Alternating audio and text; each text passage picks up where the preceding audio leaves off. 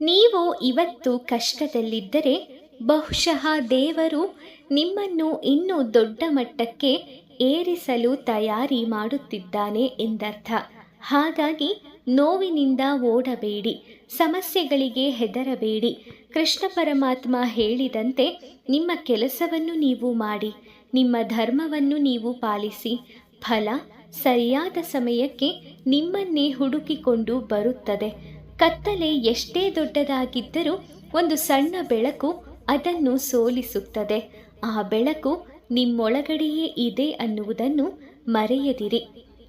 ಒಬ್ಬ ಮನುಷ್ಯ ಹೊರಗಡೆ ತುಂಬ ಸ್ಟ್ರಾಂಗ್ ಆಗಿ ಕಾಣಬಹುದು, ಆದರೆ ಒಳಗೆ ಪ್ರತಿದಿನ ಯುದ್ಧ ಮಾಡ್ತಾನೆ ಇರ್ತಾನೆ. ಯಾರಿಗೂ ಹೇಳದೆ ಅಳೋರು ಇದ್ದಾರೆ, ನಗುವಿನ ಹಿಂದೆ ನೋವನ್ನ ಮರೆಮಾಡುವವರು ಇದ್ದಾರೆ. ನಾನು ಚೆನ್ನಾಗಿದ್ದೀನಿ ಅಂತ ಹೇಳಿ ರಾತ್ರಿ ಒಬ್ಬರೇ ಕುಸಿದು ಬೀಳುವವರು ಇದ್ದಾರೆ. ಸ್ನೇಹಿತರೆ, ಇಂತಹ ಒಡೆದು ಹೋದ ಮನಸ್ಸಿಗೆ ಜೀವ ತುಂಬುವ ಅಧ್ಯಾಯವೇ ಭಗವದ್ಗೀತೆಯ 2ನೇ ಅಧ್ಯಾಯ. ಇದು ಕೇವಲ ಜ್ಞಾನವಷ್ಟೇ ಅಲ್ಲ, ಇದು ಜೀವನವನ್ನು ಮತ್ತೆ ಹಿಡಿದು ನಿಲ್ಲಿಸುವ ಶಕ್ತಿ. ದುಃಖ ಬಂದಾಗ ಯಾಕೆ ಮನಸ್ಸು ಕುಸಿಯುತ್ತದೆ ಗೊತ್ತಾ?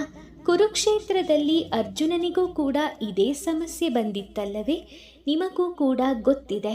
ಯುದ್ಧ ಅನ್ನೋದು ದೊಡ್ಡ ಸಮಸ್ಯೆಯಾಗಿತ್ತು ಅರ್ಜುನನಿಗೆ.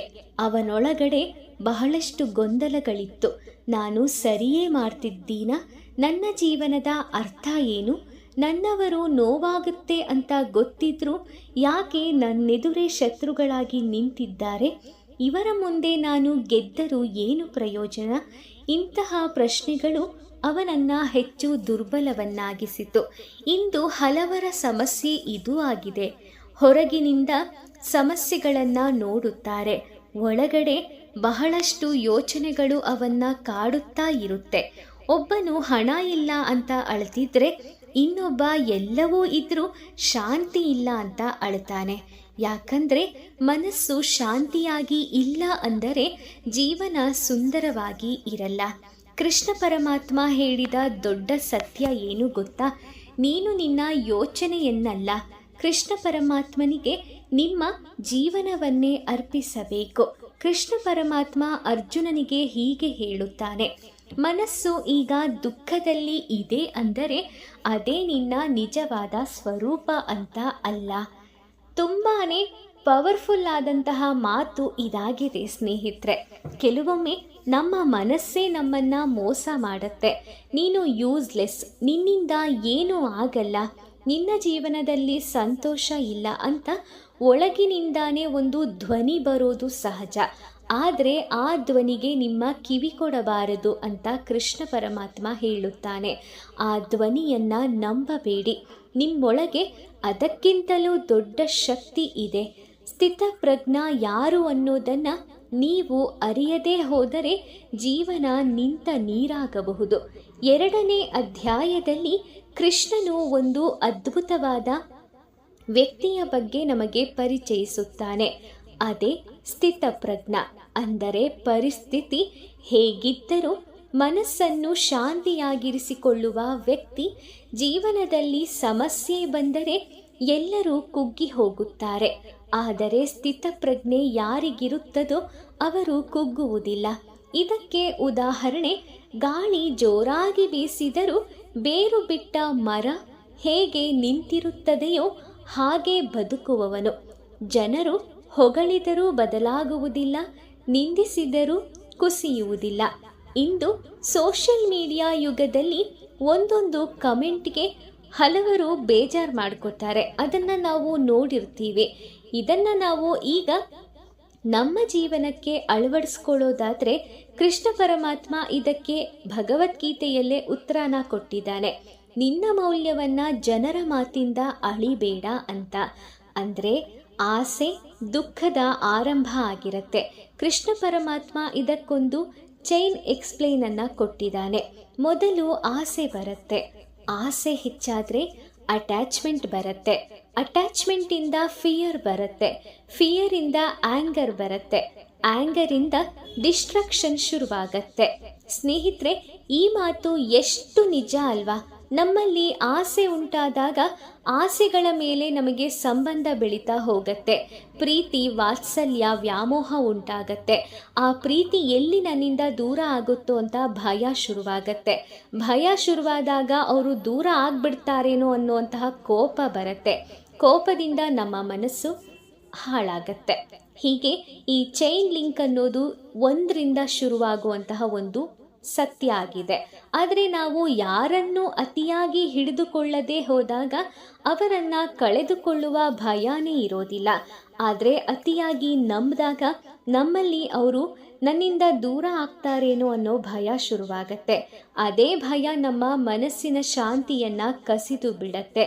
ಅದಕ್ಕೆ ಕೃಷ್ಣ ಹೇಳುತ್ತಾನೆ, ಪ್ರೀತಿ ಮಾಡಿ, ಆದರೆ ನಿಮ್ಮ ಆತ್ಮಶಾಂತಿಯನ್ನು ಕಳೆದುಕೊಳ್ಳುವಷ್ಟು ಯಾರನ್ನೂ ಹಚ್ಚಿಕೊಳ್ಳಬಾರದು ಅಂತ.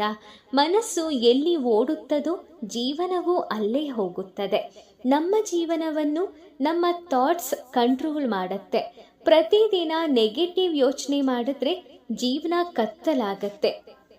ಅದಕ್ಕೆ ಕೃಷ್ಣ ಪರಮಾತ್ಮ ಹೇಳ್ತಾನೆ, ಮನಸ್ಸನ್ನು ಟ್ರೈನ್ ಮಾಡಬೇಕು. ಹೇಗೆ ಒಂದು ಜಿಮ್ನಲ್ಲಿ ಬಾಡಿ ಸ್ಟ್ರಾಂಗ್ ಮಾಡ್ತೀವೋ ಹಾಗೆ ಸೈಲೆನ್ಸ್, ಪೇಷನ್ಸ್, ಪ್ರೇಯರ್ ಇವುಗಳಿಂದ ಮೈಂಡನ್ನು ಸ್ಟ್ರಾಂಗ್ ಮಾಡಬೇಕು. ಇಂದ್ರಿಯಗಳ ಬಗ್ಗೆ ಕೃಷ್ಣ ಪರಮಾತ್ಮ ಎಚ್ಚರಿಕೆಯಿಂದ ಹೇಳುತ್ತಾನೆ, ನಮ್ಮ ಕಣ್ಣು, ಕಿವಿ, ಆಸೆಗಳು ಇವೆಲ್ಲ ನಿಯಂತ್ರಣದಲ್ಲಿ ಇಲ್ಲ ಅಂದರೆ ಮನಸ್ಸು ಅಶಾಂತಿಗೊಳ್ಳುತ್ತೆ. ಇಂದು ಮೊಬೈಲನ್ನು ಸ್ಕ್ರೋಲ್ ಮಾಡ್ತಾ, ಬೇರೆಯವರ ಜೀವನನ ನೋಡ್ತಾ, ಹೋಲಿಕೆ ಮಾಡ್ಕೊಳ್ತಾ ನಮ್ಮನ್ನೇ ಕಡಿಮೆ ಅಂದ್ಕೊಳ್ಳುವಂತಹ ಜನ ಕೂಡ ಇದ್ದಾರೆ. ಇತರರ ಜೀವನವನ್ನು ನೋಡ್ತಾ ನಿಮ್ಮ ಸಂತೋಷವನ್ನು ಕಳ್ಕೊಳ್ಳೋದಕ್ಕೆ ಏನು ಹೇಳಿದ್ರೂ ಕಮ್ಮಿನೇ. ಇದಕ್ಕೆ ಸಮುದ್ರದಷ್ಟು ಉದಾಹರಣೆಗಳು ನಿಮಗೆ ಸಿಗಬಹುದು. 2ನೇ ಅಧ್ಯಾಯದಲ್ಲಿ ಕೃಷ್ಣ ಪರಮಾತ್ಮ ಇದರ ಬಗ್ಗೆ ತುಂಬ ಬ್ಯೂಟಿಫುಲ್ ಆಗಿರುವಂತಹ ಎಕ್ಸ್ಪ್ಲೈನನ್ನು ಕೊಡ್ತಾನೆ. ಎಷ್ಟೇ ನದಿಗಳು ಸಮುದ್ರಕ್ಕೆ ಸೇರಲಿ, ಆದರೆ ಸಮುದ್ರ ತನ್ನ ಮಿತಿಯನ್ನು ಯಾವತ್ತೂ ದಾಟೋದಿಲ್ಲ. ಅದೇ ರೀತಿ ಜೀವನದಲ್ಲಿ ಎಷ್ಟು ಸಮಸ್ಯೆಗಳು ಬಂದರೂ ಮನಸ್ಸು ಸ್ಟೇಬಲ್ ಆಗಿರಬೇಕು. ಸ್ನೇಹಿತರೆ, ಇದು ಈಸಿ ಅಲ್ಲ ಅಂತ ನಿಮಗನ್ಸುತ್ತೆ, ಆದರೆ ಇದೇ ಸ್ಪಿರಿಚುಯಲ್ ಮೆಚ್ಯೂರಿಟಿ ಅಂತ ಹೇಳೋದು. ನಿಮ್ಮನ್ನು ನೀವು ಕಂಟ್ರೋಲ್ನಲ್ಲಿ ಇಟ್ಕೊಂಡಾಗ ಮಾತ್ರ ಕೃಷ್ಣ ಪರಮಾತ್ಮ ನಿಮ್ಮ ಜೀವನಕ್ಕೆ ಬರೋಕ್ಕೆ ಸಾಧ್ಯ. ಕೃಷ್ಣ ಪರಮಾತ್ಮ ಇಂಡೈರೆಕ್ಟ್ ಆಗಿ ಒಂದು ಲೈಫ್ ಲೆಸನ್ನನ್ನು ಕೂಡ ಹೇಳ್ತಾನೆ. ಎಲ್ಲವನ್ನ ಕಂಟ್ರೋಲ್ ಮಾಡೋಕ್ಕೆ ಹೋಗಬಾರ್ದು. ಜನರು ಹೇಗೆ ಬಿಹೇವ್ ಮಾಡ್ತಾರೆ, ಯಾರು ನಮ್ಮನ್ನು ಬಿಟ್ಟು ಹೋಗ್ತಾರೆ, ಯಾವಾಗ ಸಕ್ಸಸ್ ಬರುತ್ತೆ, ಇವೆಲ್ಲ ನಮ್ಮ ಕೈಯಲ್ಲಿ ಇರೋದಿಲ್ಲ. ಆದರೆ ನಮ್ಮ ಆ್ಯಟಿಟ್ಯೂಡ್, ನಮ್ಮ ಹಾನೆಸ್ಟಿ, ನಮ್ಮ ಎಫರ್ಟ್ ಇವು ನಮ್ಮ ಕಂಟ್ರೋಲಲ್ಲೇ ಇರತ್ತೆ. ಇದನ್ನು ಫೋಕಸ್ ಮಾಡಬೇಕು ಅಂತ ಭಗವಂತ ಹೇಳ್ತಾನೆ. ಇದಕ್ಕೊಂದು ಎಮೋಷ್ನಲ್ ಸೆಗ್ಮೆಂಟ್ ಏನು ಅಂದರೆ, ಯಾರೂ ಅರ್ಥ ಮಾಡಿಕೊಳ್ಳದ ಸಮಯ ಕೆಲವೊಮ್ಮೆ ಜೀವನದಲ್ಲಿ ನಮ್ಮ ನೋವನ್ನು ಯಾರೂ ಅರ್ಥ ಮಾಡಿಕೊಳ್ಳದ ಸ್ಥಿತಿಗೆ ತರುತ್ತೆ. ನಾವು ಎಷ್ಟು ಒಡೆದು ಹೋಗಿದ್ದೇವೆ ಅನ್ನೋದನ್ನು ಯಾರೂ ಕೇಳಲ್ಲ. ಆ ಸಮಯದಲ್ಲಿ ಹಲವರು ದೇವರನ್ನ ಪ್ರಶ್ನೆ ಮಾಡ್ತಾರೆ, ನನ್ನ ಜೀವನಕ್ಕೆ ಇಷ್ಟು ಪರೀಕ್ಷೆ ಯಾಕೆ ಅಂತ. ಕೃಷ್ಣ ಅರ್ಜುನನನ್ನು ತಕ್ಷಣ ಸಮಸ್ಯೆಯಿಂದ ಹೊರಗಡೆ ತಂದಿಲ್ಲ ಅನ್ನೋದು ನಿಮಗೆ ನೆನಪಿರಲಿ. ಮೊದಲು ಅವನ ಮೈಂಡನ್ನು ಸ್ಟ್ರಾಂಗ್ ಮಾಡ್ದ ಭಗವಂತ. ಯಾಕಂದರೆ ಮೈಂಡು ಸ್ಟ್ರಾಂಗ್ ಆಗಿದ್ದಾಗ ಯಾವುದೇ ಸಮಸ್ಯೆಯನ್ನಾದರೂ ಎದುರಿಸ್ಬೋದು ಅನ್ನೋದೇ ಭಗವಂತ ಹೇಳುವ ಒಂದು ಸೂಪರ್ ಆದ ಟಿಪ್ಸ್ ಮತ್ತು ಸೀಕ್ರೆಟ್ ಮನುಷ್ಯನ ಜೀವನಕ್ಕೆ. ದುಃಖದಲ್ಲಿರೋನಿಗೆ ಮೈಂಡ್ ಕಂಟ್ರೋಲ್ಗೆ ಸಿಗೋದು ಕಷ್ಟ. ಆದರೆ ಅಂತಹ ಸಮಯದಲ್ಲಿ ಯಾರು ಕಂಟ್ರೋಲ್ ಆಗಿ ಇರ್ತಾರೋ ಅವರೇ ಗೆಲ್ಲೋದು.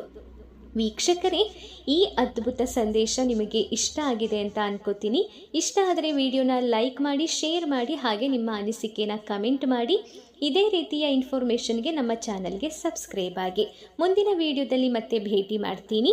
ಓಂ ಶ್ರೀ ಕೃಷ್ಣಾಯ ನಮಃ. ಆ ಕೃಷ್ಣ ಪರಮಾತ್ಮ ನಿಮಗೆಲ್ಲ ಒಳ್ಳೆಯದನ್ನು ಮಾಡಲಿ. ಈ ಮಾಹಿತಿ ಇಷ್ಟ ಆದರೆ ಕೃಷ್ಣಾರ್ಪಣ ಮಸ್ತು ಅಂತ ಕಮೆಂಟ್ ಹಾಕಿ. Thank you.